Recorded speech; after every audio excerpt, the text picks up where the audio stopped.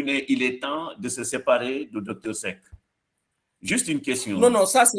Non, au fait, ça peut-être, c'est l'effet amplificateur, mais ça c'est un faux problème, c'est un faux prétexte. Au fait, le vrai problème, c'est depuis ma nomination qu'ils n'ont pas du tout supporté. Donc, sans passer par 4 chemins. Et l'autre effet dont vous parlez, les détournements de fonds de campagne, tout ça. Donc, moi, je suis un témoin et je pense que s'il y avait cette intention de faire éclater cette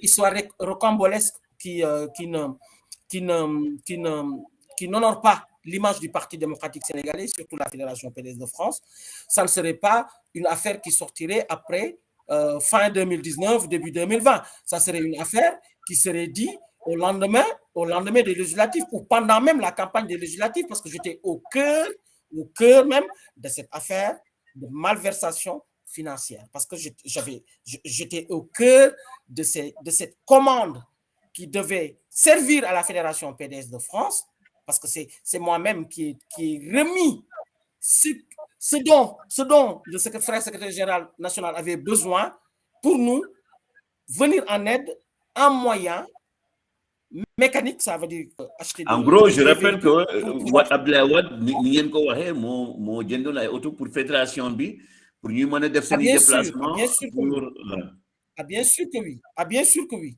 Il nous l'avait promis depuis la perte du pouvoir. En fait, je vais faire une petite genèse par rapport à ça. Vous savez, quand on était au pouvoir, vous le savez bien, le président Abdoulaye Wade a toujours financé des voitures de la fédération. Donc, quand on était au pouvoir, il nous avait financé des voitures. Il y avait une voiture qui était à Maurice Ressal. Je vais vous citer les choses de manière très claire pour que les gens comprennent. Il y avait une voiture il y avait 3 voitures qui ont été achetées. Il y avait une voiture qui était avec Maurice Ressal, qui assurait sa gestion. Une autre voiture qui était assurée par Atia Aou, qui était la vice-consul. Et la 3e voiture a été assurée par Cham, qui était le responsable des cadres. Par Lamine Cham, qui était le responsable des cadres. À la perte du pouvoir, ils n'ont pas rendu les véhicules et ils ont délaissé le parti. Amadou Siré Sall est parti rejoindre Macky Sall. Il a gardé la voiture de la fédération. Atia Aou est rentré au pays parce qu'il a été reclassé au niveau des affaires étrangères à Dakar. Donc, il n'a jamais remis la voiture. Comment dirais-je, Lamine Thiam, a priori, aux dernières nouvelles, à l'époque, quand je vais demander, on m'avait dit qu'il avait remis la voiture à Bari. À Bari, qui est actuellement à beaucoup qui doyen Bari.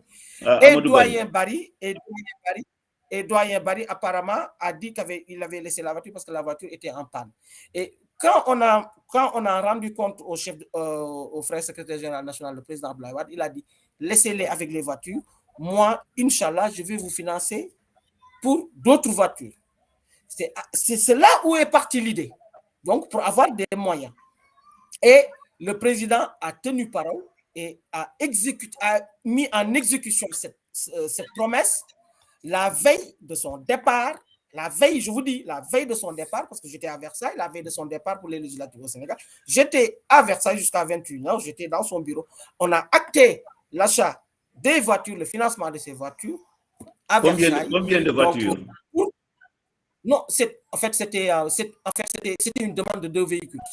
C'était une demande de 2 véhicules dont moi-même, on m'avait demandé de fournir les devis et c'est moi-même qui a fourni les devis et qui a montré le devis au président et qui les a validés. Et à partir de là, il nous a dit, attendez, avant que je parte, je vous financerai ces voitures. Et avant qu'il partait, il l'a fait. Et le montant, ça tournait autour de combien? Donc ça, laissez-moi développer un peu. Ça date de la veille du départ du frère secrétaire général pour les législatives de 2017. Pour la campagne des législatives. Et de 2017 à fin 2019, personne n'a rien entendu, alors que moi, je suis au cœur, je sais tout, je comprends tout. Et du jour au lendemain, il y a eu des fuites gauche et droite, et les gens... Et par pure coïncidence, il y a le nouveau secrétariat dont je fais partie, et par pure coïncidence avec des sorties de la presse, et les gens se disent, ah tiens, s'il y a cela, donc ça doit être peut-être forcément Dr Seck, alors que pendant 2 ans, je savais tout de A à Z, j'ai toutes les traces, j'ai toutes les preuves, et j'en ai pipé mou, j'en ai parlé à personne. Et la personne concernée qui devait acheter ces voitures-là, je lui ai dit à 3 reprises, entre lui, moi et Dieu, dans ma voiture, quand tu vas annoncer la nouvelle à la fédération? Quand tu vas annoncer la nouvelle à la fédération? À 3 reprises. Après 3 reprises, j'en ai plus reparlé. Jusqu'à l'affaire tombe. Dakar, Farba Senghor en parlait. Farba Senghor a fait une sortie de la presse par rapport à ça. Et Farba Senghor disait qu'il connaissait l'affaire 6 mois même avant l'éclatement dans la presse. Farba Senghor, il connaissait l'affaire. Et je sais pourquoi il connaissait l'affaire. Et il l'avait étalé dans la presse. Il disait que lui, il le savait même 6 mois avant l'éclatement ici. Donc, voilà la genèse et l'histoire telle que ça se présente et la réalité. Mais maintenant, après, s'acharner sur la personne de Dr Seck n'a pas d'importance parce que Dr Seck ne représente pas. Dr Seck n'est pas le parti démocratique sénégalais. Dr Seck n'est pas, c'est juste un militant qui croit à des convictions depuis le bas âge, qui a été toujours du PDS, qui n'a jamais tergiversé, qui a toujours défendu le parti et qui a toujours travaillé pour le parti, qui a eu des responsabilités ici en France, donc du temps du pouvoir et jusqu'à l'opposition, je continue à me battre pour qu'on retrouve notre place pour la reconquête du pouvoir. Et à partir de là, à mi-chemin, des néo venus de la France et des intérimaires en coordination nous disent que, voilà, toi, ta tête ne nous revient pas parce que vous avez, je ne sais pas, une promotion, c'est vous qui nous avez balancé à la presse pour les histoires de voitures, on va vous dégommer du jour au lendemain, mais ça, il faut être sérieux pour le faire. Il faut être sérieux pour le faire. Et moi, je voudrais rajouter ceci, là, par rapport à cette histoire-là. Tu sais, moi, qu'il y ait voiture, qu'il n'y ait pas voiture, moi, ça me laisse au pôle Nord, auprès de la fédération. Parce que moi, j'ai toujours pris ce dont j'ai comme moyen pour mener mes activités politiques. Je n'ai jamais rien attendu, ni un franc, ni un seul centime d'un parti ou d'un financement d'un parti. Et personne ne m'a jamais entendu dans ces histoires de voitures, je ne sais pas, d'argent dans les partis politiques ou ces histoires comme ça, par rapport à ça. Et je vais vous dire autre chose. Est-ce que vous savez qu'à cause de ces histoires de voitures-là, on était sur le point d'être fort clos à la veille, je vous dis, du départ pour la campagne à l'intérieur de la France. Parce que nous avions mis sur la table, rappelez-vous, on était partis en coalition, avec la candidate, comment elle s'appelle, avec Belgique de la société civile, et Fatidia. De beaucoup Gis-Gis. De beaucoup Gis-Gis. Donc, nous, notre partition qu'on avait annoncée dans cette coalition, c'était qu'on avait 2 véhicules que le président nous a donné comme moyen de campagne. Mais la veille, un des candidats m'a appelé pour me dire que moi, je ne comprends plus rien. Je demande les voitures, je vais laisser tomber. Je lui ai dit non, ne laisse pas tomber. Quand je descends du boulot, on se retrouve au quartier général. Et je l'ai raisonné jusqu'à ce qu'il rentre sur les rangs, mais il voulait jeter l'éponge. Et s'il avait jeté l'éponge, notre liste serait fort clos en 2017. Et Dieu m'est témoin, et lui, il peut vous le répéter. C'est Benjelloun. Il m'a appelé de mon lieu de travail. Il voulait jeter l'éponge à cause de ces histoires-là. Et ces histoires-là, je l'ai étouffé pendant 2 ans jusqu'à fin 2019 pour que certains en parlent, la presse en parle, et que les gens se disent que voilà, c'est une histoire inventée de toutes pièces, c'est une histoire qui n'existe pas, c'est une histoire, alors que moi, je restais au balcon, je regardais les faits, les commentateurs du jour, et en même temps, il y a les 2 complices, qui se disent que les gens ont trouvé le poteau rose, donc il va falloir couper la tête à Dr Seck, comme ça on ne parlera plus et puis on va enfumer tout le reste de la fédération. Mais ça, Dr Seck, bon, je vais donner tout à l'heure la parole à Sidi Hamna de affaire PDS avec les Niwa, mais à t'entendre parler de manière pour yo,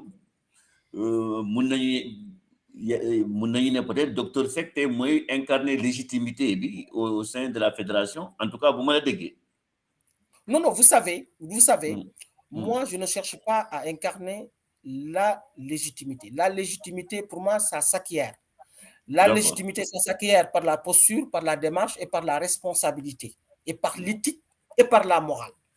Alors que moi, j'ai constaté, j'ai cheminé avec des gens, je ne remets pas en cause leur militantisme, hein, je ne remets en cause le militantisme de personne de ces gens-là. Mais moi, je marche sur des principes. Moi, j'ai été trésorier général de l'UJTL de Paris quand on était au pouvoir, je vous dis. Personne, vous n'avez jamais entendu cela. Vous avez été témoin du début de notre règne jusqu'à la fin de notre règne. Vous n'avez jamais entendu parler. J'étais le trésorier général de l'UJTL de Paris.